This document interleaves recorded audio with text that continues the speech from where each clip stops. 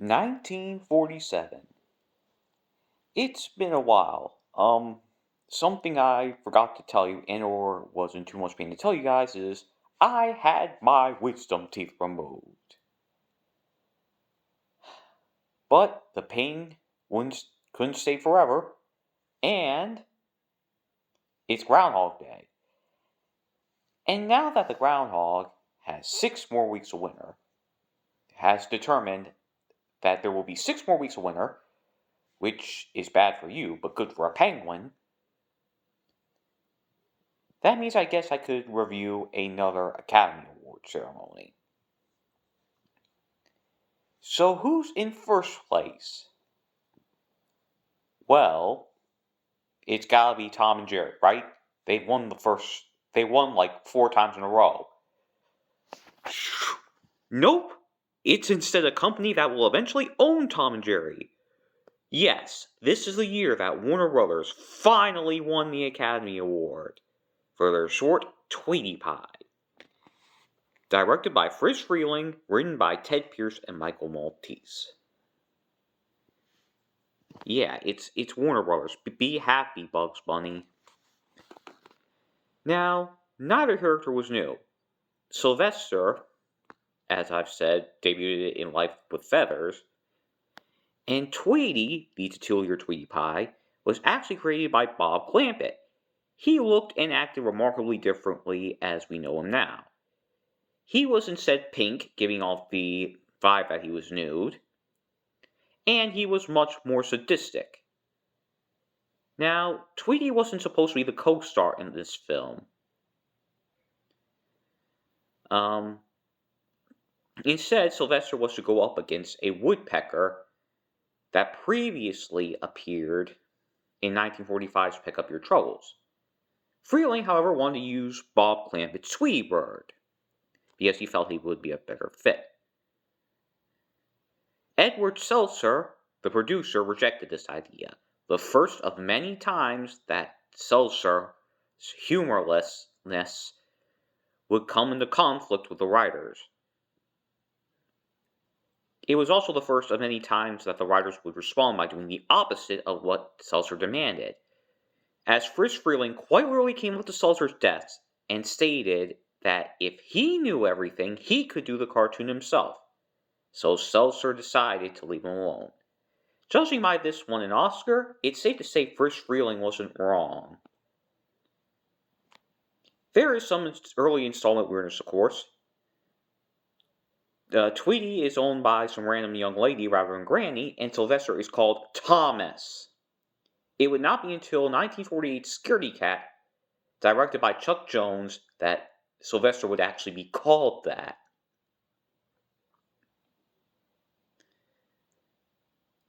But the pairing proved successful, and ultimately it would be one of the most enduring aspects of the Looney Tunes and Merry Melodies franchises.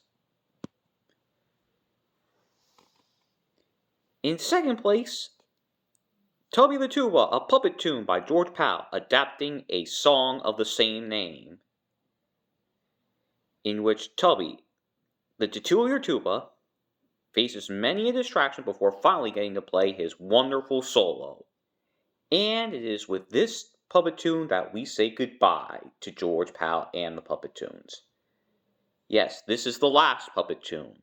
Not just the last to make it to the Academy Awards, but the last period. Paramount decided to close George Pal's studio after this short because the cost of them was getting much higher. Pal eventually moved to live-action filmmaking, where he struck up a nice friendship with none other than Walter Lantz. In addition to continuing his live-action career, Pal worked closely with Lantz as the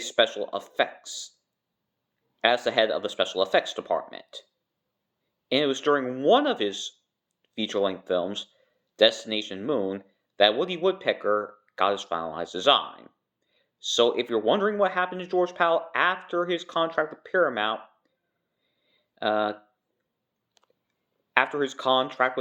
expired, well, there you go. In addition, he would continue using his puppet tune techniques for many, many films, both made by him and not made by him.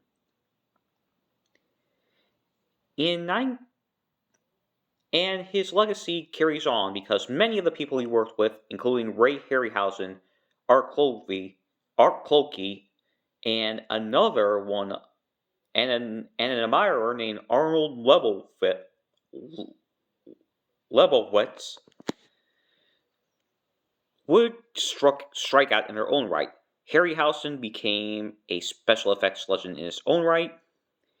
Clokey would create Gumby and Davy and Goliath, and Lebowitz created the Puppet 2 movie so that people could remember who George Powell was.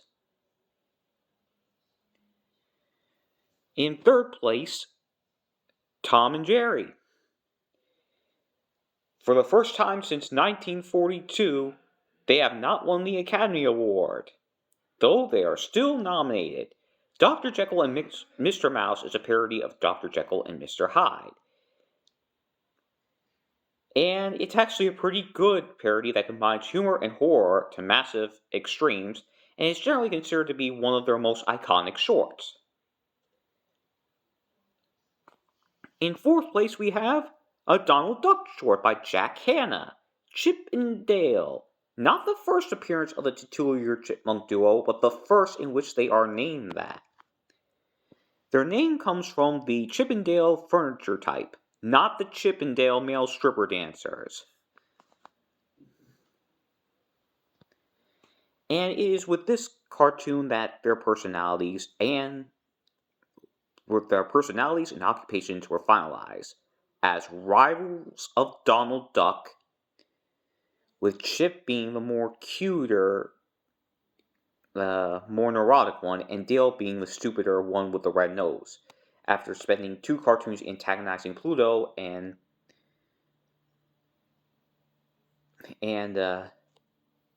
looking very exactly much like each other. Chip and Dale will appear quite a few more times during the Golden Age, and especially at the Academy Awards. They will even have some solo affairs, none of which will make it to the Academy Awards. In fifth and final place, we have Pluto's Blue Note. Another Disney short, of course, which I believe is the only solo Pluto short to make it to the Academy Awards. Pluto was best known as a sidekick of Mickey, but in the 40s and 50s, he had his own standalone shorts. And it was around this time that Disney actually began crediting his full staff, after waiting until everybody else did it to do it.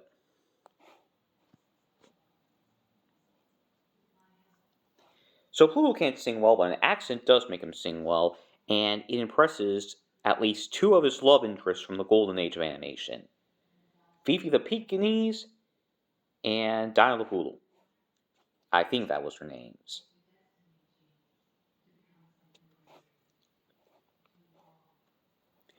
The short's director was a man named Charles Augustus Nichols, who was a Disney mainstay but is better known for his work at Hanna-Barbera during the Dark Age, as one of the supervising directors.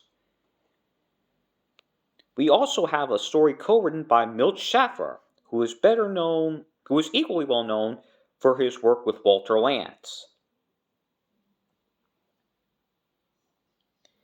Speaking of Walter Lantz, background artist Art Landy is also known for his work for Lantz.